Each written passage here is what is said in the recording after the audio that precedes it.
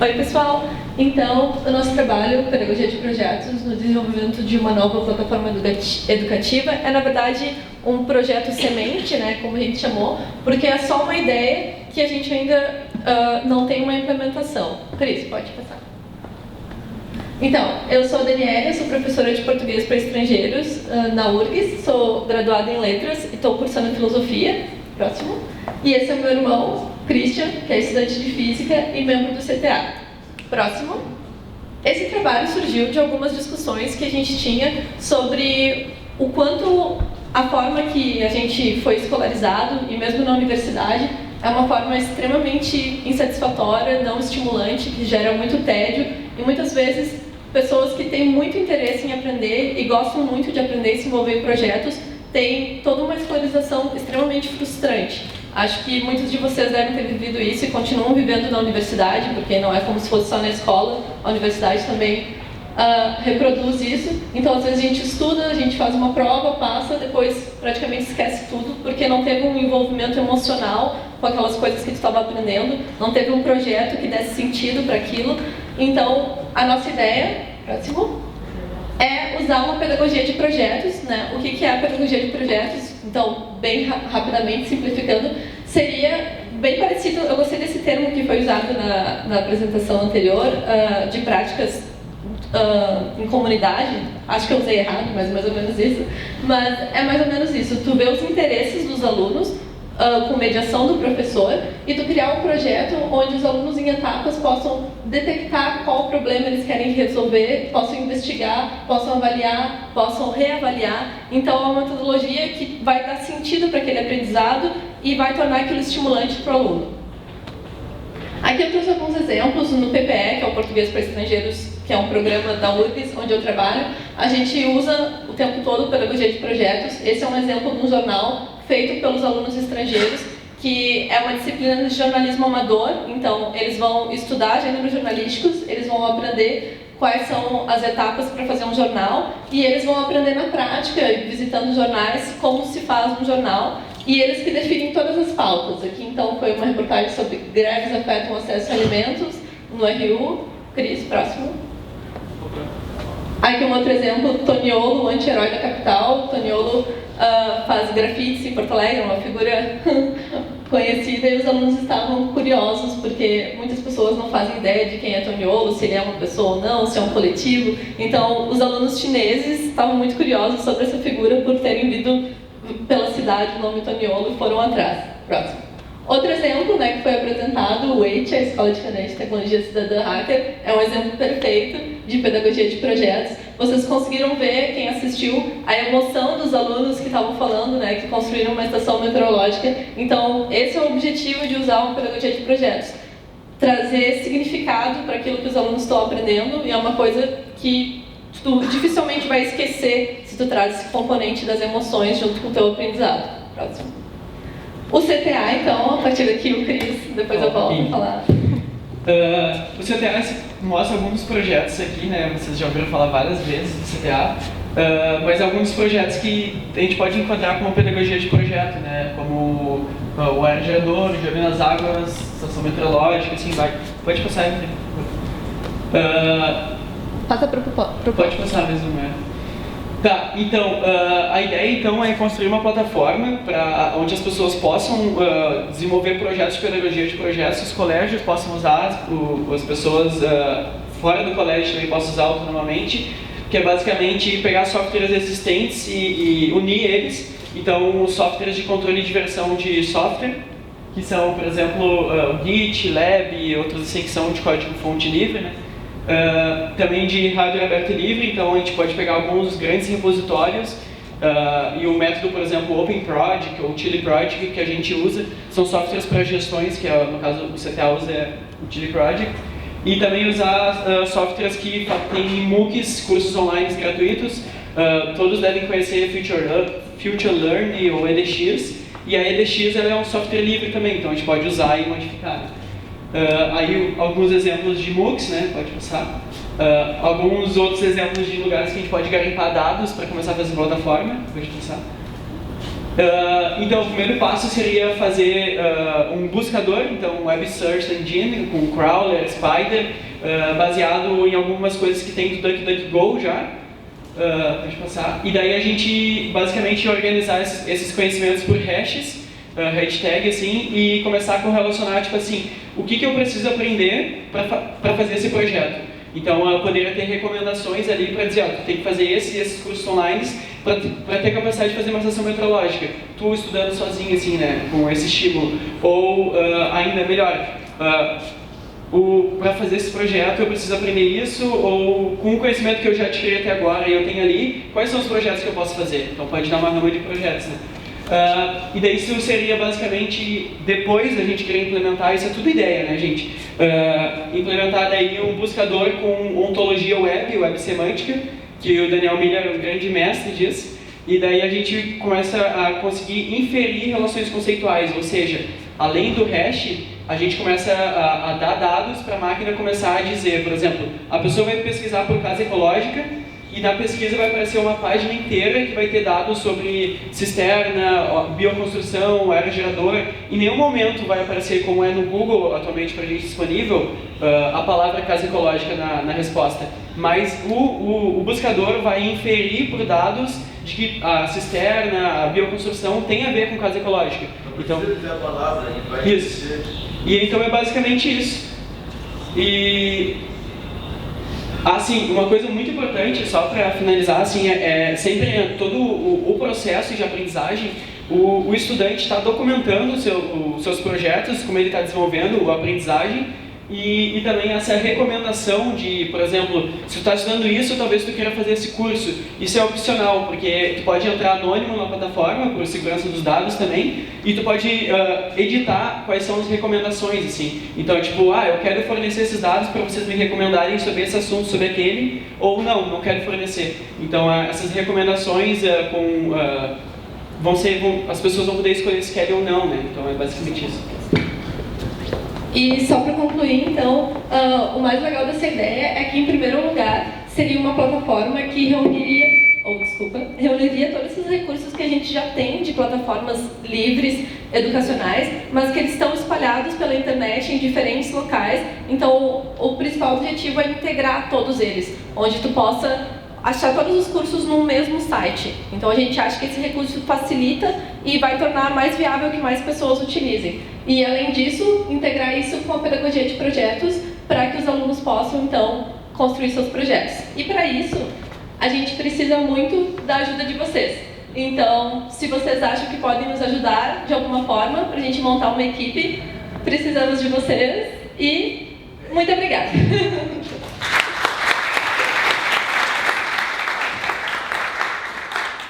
Oi pessoal, tudo bem?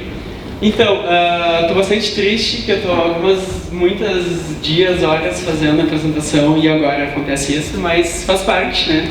É na adaptação que a gente evolui.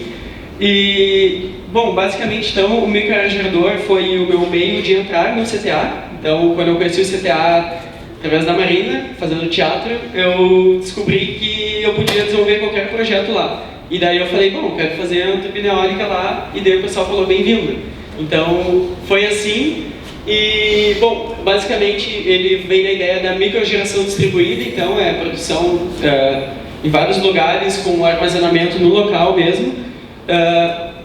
Eu uso bastante na Wiki o método de educação emancipatória, então toda vez que eu uso um conceito pela primeira vez, eu relaciono para a Wikipedia para explicar o conceito, assim. Bom, basicamente, então, esse projeto, basicamente, o que eu fiz com ele, né? Lá na residência Hacker, em São Paulo, eu já ouvi falar Red Bull Basement, como a Cecília falou, a gente desenvolveu o gerador, então é um alternador de fluxo axial, que é, basicamente, a gente pegou os fios de cobre, enrolou, fez as bobinas, ligou em fase, são 9 bobinas, 3 fases, trifásico, e usamos 2 rotores com ímãs permanentes de neodímio, cada um com 60 kg de força, são 24 ímãs, e a gente fez um gerador de 1.500 watts potência nominal, assim. E é o que está, o pedaço da foto ali, pode subir um pouquinho, Marina. Bom, deixa. E daí a gente fabricou também, desenvolveu o software Keyblade, que é um software livre para simulação, design aerodinâmico. A gente desenvolveu vários perfis, simulamos a eficiência deles. Daí quando a gente chegou especificamente no modelo legal, a gente está falando, né, eu e o Alisson, que a gente foi para a residência lá. O Alisson me ajudou bastante na parte elétrica, eu fiquei mais na parte mecânica e aerodinâmica, assim. E daí a gente exportou para um STL e usinou numa router CNC, a pá inteira.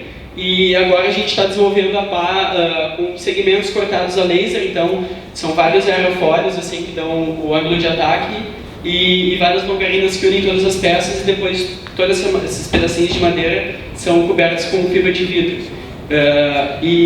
Bom, basicamente o aerogerador também tem um sistema de segurança automático, ou seja, a cauda dele é um sistema muito elegante porque é basicamente um peso e contrapeso. Basicamente a distância da cauda ali, que é 94 centímetros, e a área do leme é o suficiente para num vento incidente de 18 metros por segundo com a densidade de 1,25 essa densidade do ar. E daí 18 metros por segundo é o suficiente para fazer essa cauda, que ela está inclinada assim, ela ficar paralela à hélice. Então é um sistema mecânico e quando o vento ele diminui de 18 metros por segundo, a hélice volta. E como é que funciona? Por que freia? Porque o leme aponta sempre o aerogerador para o vento incidente de maior intensidade. Mas se o vento está muito forte, na verdade a cauda vai estar apontando o aerogerador sempre para o vento de menor intensidade. Então na verdade é só um pezinho com ângulo e um comprimento de uma área. Esse é o sistema. Dito isso, sim, eu acho que é isso aí. Se a gente quiser conversar mais depois, é isso aí. Vamos dar ali nas hortas. O próximo... Alô? O próximo...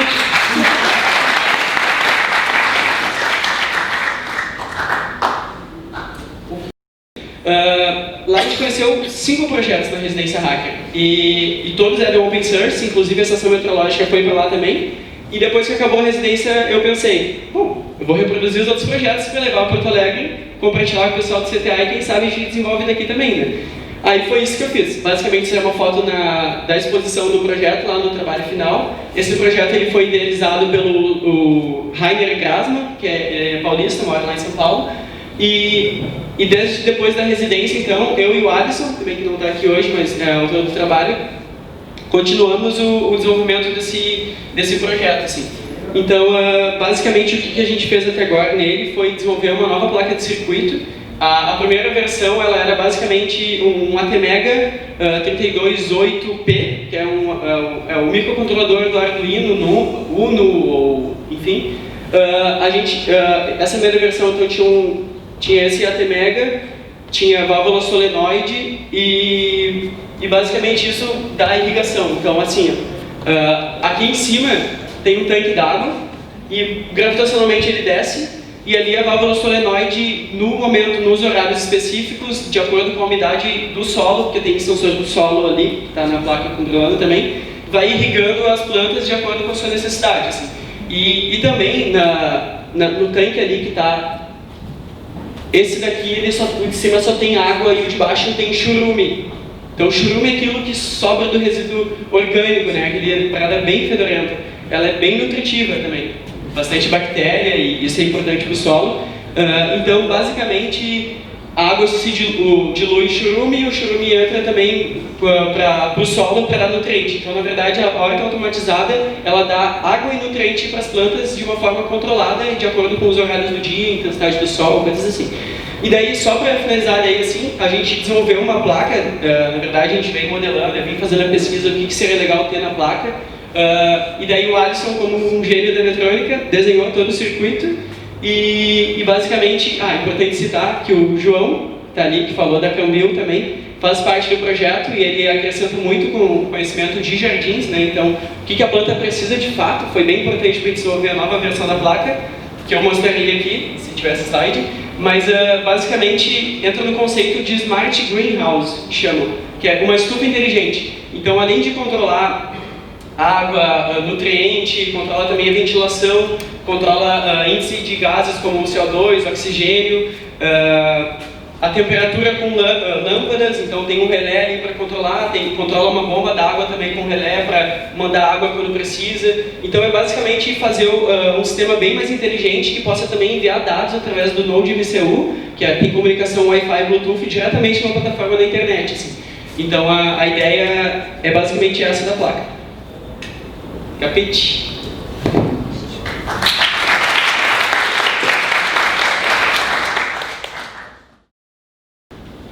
O próximo trabalho vai ser apresentado pelo Christian.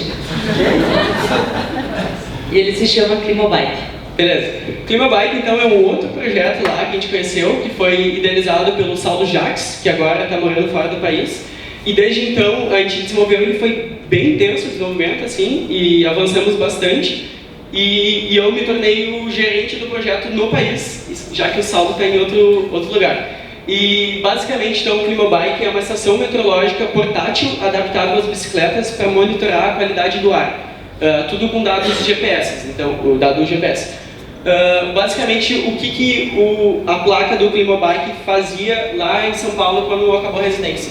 Ela tinha um GPS, um cartão SD para salvar os dados, um clock para deixar tudo junto e o GPS. Só que tinha um grande problema, que quando eu dava com a bicicleta num relevo e tudo, vibrava muito e nos períodos de maior intensidade de vibração, os sensores não funcionavam.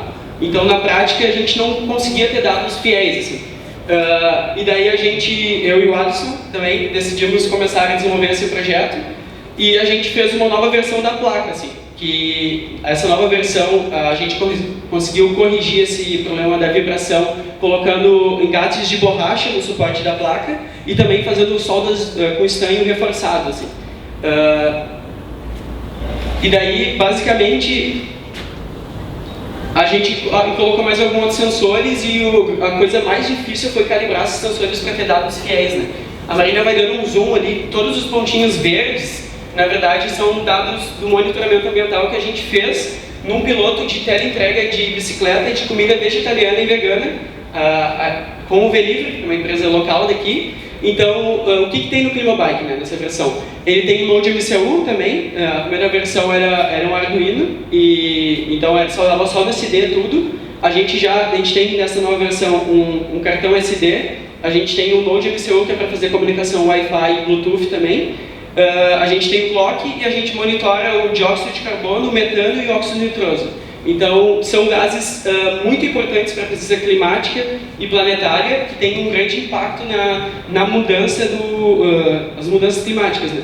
Então, basicamente, se a Marina clicar no ponto verde, a gente pode ver que em todos esses locais tem índices do monitoramento. Então, a gente pode ver ali a data, as coordenadas, então o índice de monóxido de carbono, dióxido nitroso e de metano.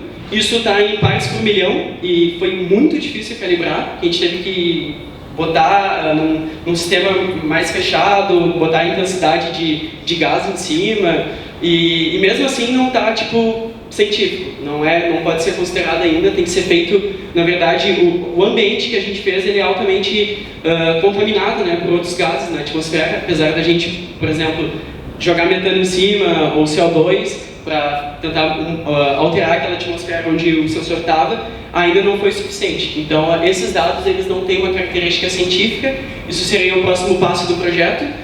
Então, basicamente, a gente quer implementar agora sensores também de estado sólido, porque os que a gente usa são eletroquímicos e eles têm uma duração, um período de vida relativamente curto, que é 2, 3 anos, e ficar trocando da placa o tempo inteiro não é uma boa, assim. Sim, e a placa também monitora a luminosidade, a temperatura, a umidade relativa do ar e, nem me lembro das coisas, mas e é basicamente isso. E daí a wiki também dele está aí. Me lembrei de uma coisa muito importante. O Climobike, como a gente fez o piloto com o Velivre tem vários restaurantes catalogados que trabalham com eles. Então, toda vez que o Climobike passava pela frente de um restaurante, eles conectavam automaticamente com o Wi-Fi do restaurante e enviavam o packet, todos os dados que ele vem captando, para a internet automaticamente na plataforma Velivre Maps. A gente enviava esses dados também simultaneamente para o IPFS. IPFS, para quem não sabe, é o novo protocolo da internet que substitui o HTTPS, na verdade, ele vem como o blockchain vem para tornar os dados e a internet mesmo distribuída. Ou seja, o IPFS, em vez de o HTTPS tem servidores que mantêm no ar a internet, né? Esses servidores são grandes empresas que dominam o fluxo da internet, e tem, por exemplo, a DigitalOcean, o Google, e já o IPFS, todo mundo que se conecta se torna um servidor também, então para tirar um dado na internet a gente tem que desligar todos os computadores do mundo que estão ligados na rede para tirar um domínio na internet. Vocês podem baixar e usar IPFS também. IPFS significa Interplanetary File System, então é uma comunicação criada para comunicação interplanetária, e a gente enviou lá para pensar, bom, surgiu em março de 2018 isso, vamos botar uns dados lá climáticos para, né, ser um pioneiro no lance. E é basicamente isso. E ainda tem quanto tempo? Menos 10 segundos. Menos 10 segundos. Tá. Aí eu queria fazer uma provocação rápida, botar uma página aí, tá no meu servidor. É industrial, modular. É, isso aí. Pode jogar aí, Marina. Então, como a abertura do evento, ela tocou bastante na questão do tecnologias livres e quais são os nossos imaginários possíveis, né? Então, o que a gente vai criar com as tecnologias livres, né? Eu queria compartilhar com vocês algo que eu venho pensando bastante, desenvolvendo um conceito, falando com pessoas de outros lugares também, e que é basicamente a ecoindústria modular. Então, na verdade, o nome é maior, mas resumidamente é isso, que seria então a gente pegar projetos, criar eles de uma forma mais robusta e modular. Acho que posso tentar? Sumiu? Tá. Clica ali em ecoindústria modular, tá no verdinho ali. Aí.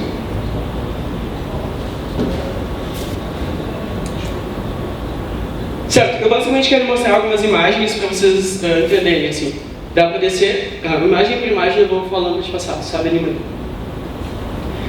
O João, então, apresentou para vocês o projeto Precious Plastic, né, que foi a inspiração para a gente criar a Cambio. E, basicamente, então, é um projeto que existe já um container de reciclagem inteira, que o Dave Hawkins, que foi idealizador desse projeto, conseguiu o financiamento da ONU, da Unesco, para ir a alguns países do mundo, se não me engano 6, e ele levou esses containers até as comunidades, ensinou como é que se usa as máquinas, e deixou lá para eles se desenvolverem, então, através do que numa sociedade, pelos valores e princípios, é enxergado como lixo, para as pessoas que usam essas máquinas, na verdade, pode ser transformado em coisas valiosas, né? Então, isso a gente pode pensar como um módulo. Então, as 4 máquinas dentro de um container é um módulo da ecoindústria. A gente pode passar para pensar um outro módulo, tá abaixo. Opa, é só tu dar um Shift e Enter aqui e volta. Aí, sobe ali pra gente.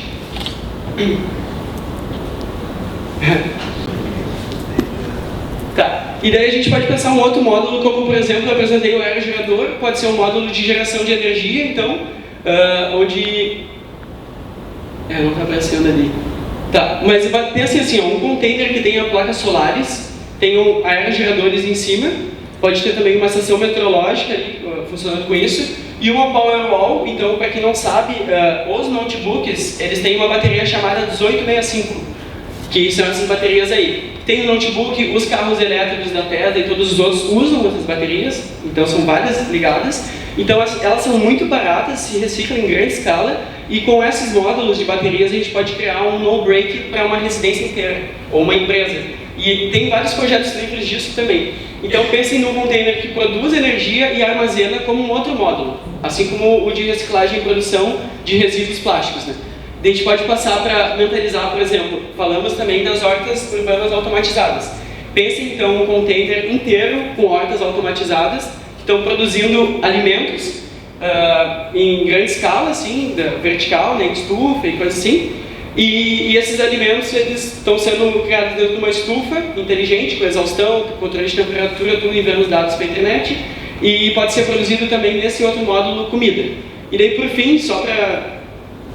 pensem assim, um quarto módulo, o que eu digo assim, qualquer módulo é descartável, a gente pode escolher à vontade, pode ser só reciclagem, só produção de comida, só produção de energia, mas assim, como em algum momento eu acho que a gente tocou no conceito de hiperobjetos, né? Acho que na abertura o Pezzi falou, que é basicamente a gente pensar nas máquinas de código aberto, que são o hardware, como impressora 3D, fresadora PCI, router CNC, Laser Cut, todas elas de código aberto, usando softwares livres também para desenvolvimento e com protocolos livres e a documentação de todos esses projetos.